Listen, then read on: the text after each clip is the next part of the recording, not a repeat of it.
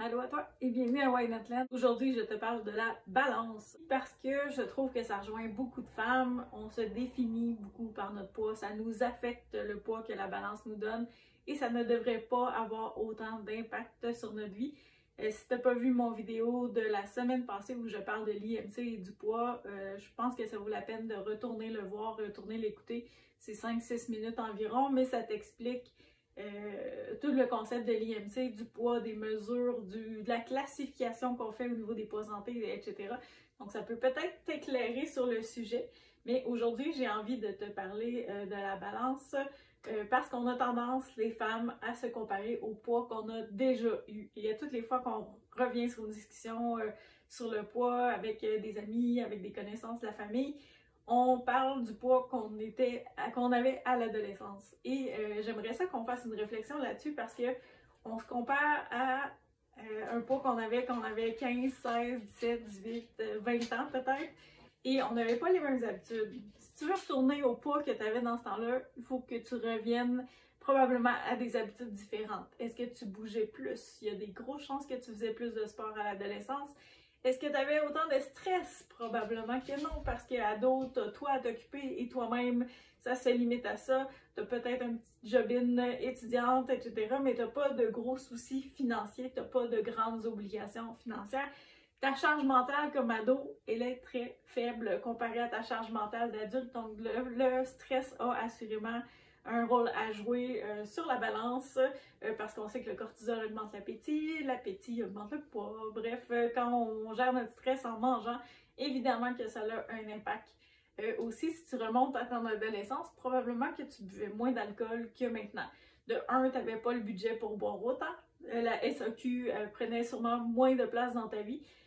Puis les parties étaient peut-être un peu moins fréquents ou la consommation d'alcool à la maison était moins fréquente parce qu'on ne buvait pas devant nos parents, on buvait en cachette. Ça prenait des occasions spéciales, ça prenait de l'organisation. Maintenant, la bouteille de vin est dans ton cellier à portée de la main. Peut-être que c'est plus accessible et plus facile et peut-être que tu consommes beaucoup plus d'alcool maintenant que quand tu étais ado. Peut-être que c'était l'inverse aussi, ça se peut, mais il y a la récurrence de ta consommation d'alcool, la consommation totale d'alcool, et l'accessibilité à l'alcool aussi est peut-être plus facile. Ça peut jouer effectivement sur ton poids, sur la balance. Il y a plein d'autres facteurs qui peuvent jouer. À l'adolescence, on dort beaucoup. Est-ce que le sommeil est bon à l'adolescence? Oh que oui, on voudrait retourner à ces matinées-là où on dort jusqu'à 10h, 11h, midi. Par contre, on ne peut plus faire ça comme adulte, où c'est rare les occasions où on peut le faire. Souvent, on se réveille par automatisme, on dort moins. Donc, le sommeil va jouer aussi.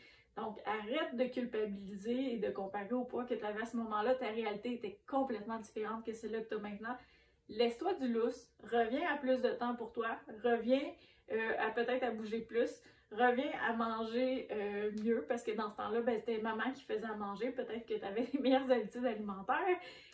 Donc, essaie de revenir peut-être à tes meilleures habitudes ou tes meilleures pratiques que tu avais à ce moment-là. Et oui, tu vas avoir une tendance à revenir vers ce poids-là. Est-ce que tu vas l'atteindre? Peut-être que non. Probablement que tu as pris de la masse musculaire aussi depuis ton adolescence. Probablement que ta composition corporelle a changé. Si tu as eu des enfants, ton corps a changé. Bref, il y a plein de facteurs qui peuvent avoir fait jouer ta balance.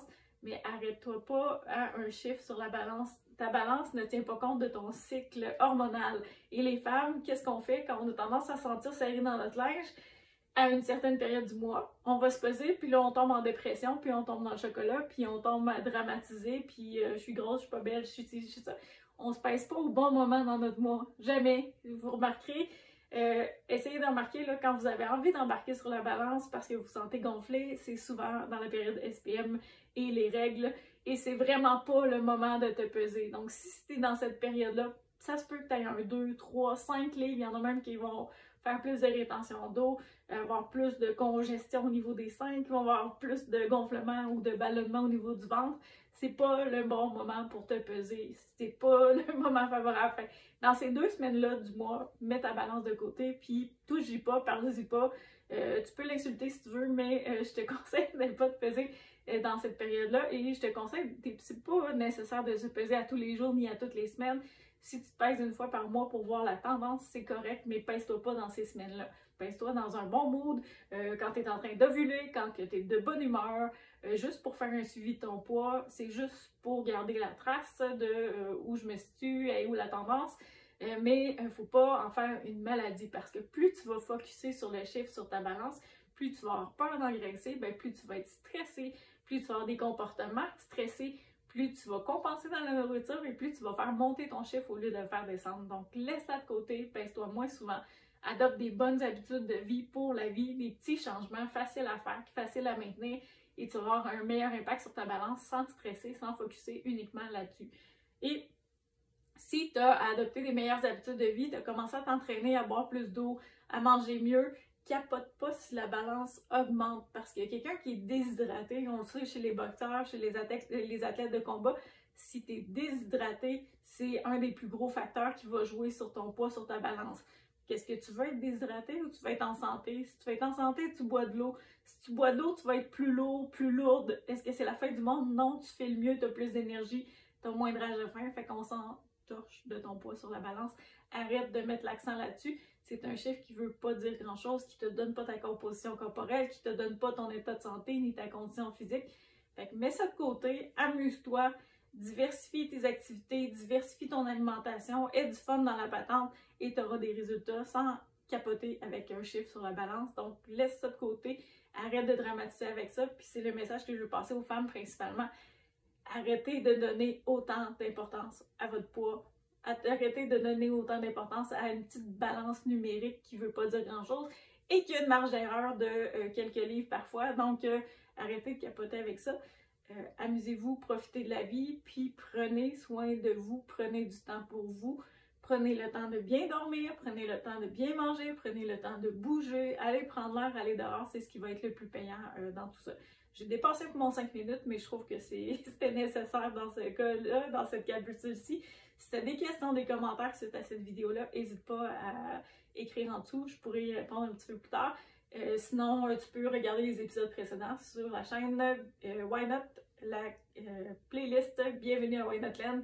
Il y a une trentaine d'épisodes précédents que tu peux regarder sur plein de sujets différents. Et alors, merci de ton écoute, puis je te dis à bientôt pour le prochain épisode.